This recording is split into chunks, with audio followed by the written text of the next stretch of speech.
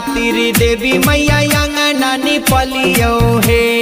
देवी मैया चौका पुरलियो हे कि देवी मैया भर दियो चरवा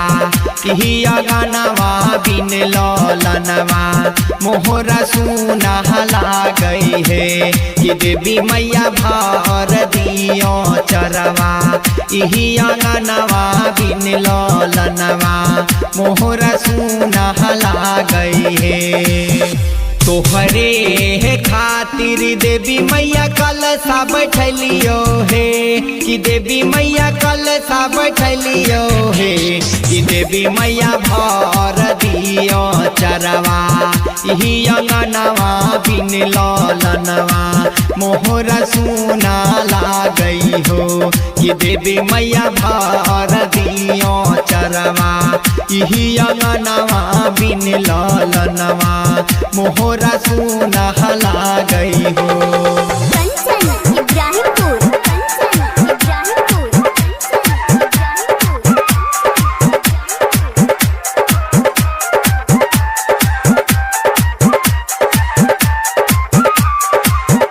मलियो के बेटवा से हो मैया फूलवा मांगलिए हे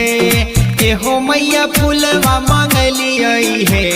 ये हो मैया पूरा कदम और सपनवा यही अंगनवा बिन ललनवा मोहरा सुना लागई हो कि देवी मैया पूरा कद सपनवा यही अंगनवा बिन ललनवा मोहरा सुना लागई हो।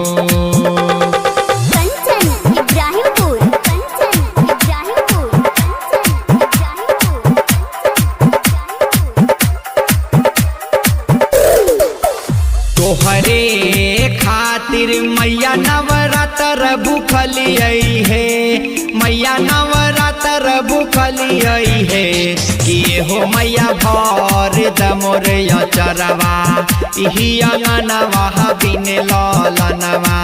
मोहरा सुना लागई हो कि हो मैया भर दयो चरवा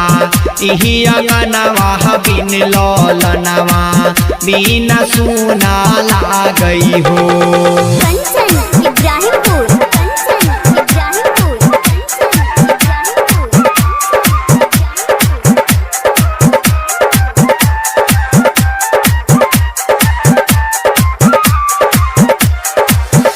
जिहिला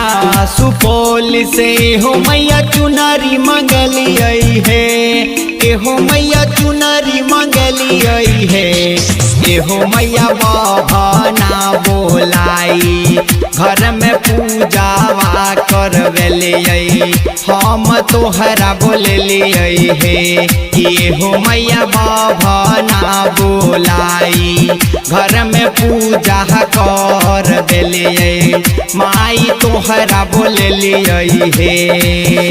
राइटर नीति से हो मैया पचरा लिखलिए हे कि हो मैया पचरा लिखलिए हे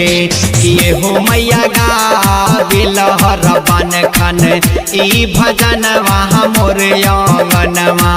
बहरी सुना लागई हे कि हो मैया भर दमोर चरवा इही अंगनवा बिन ललनवा मोहरा सुना लागई हे।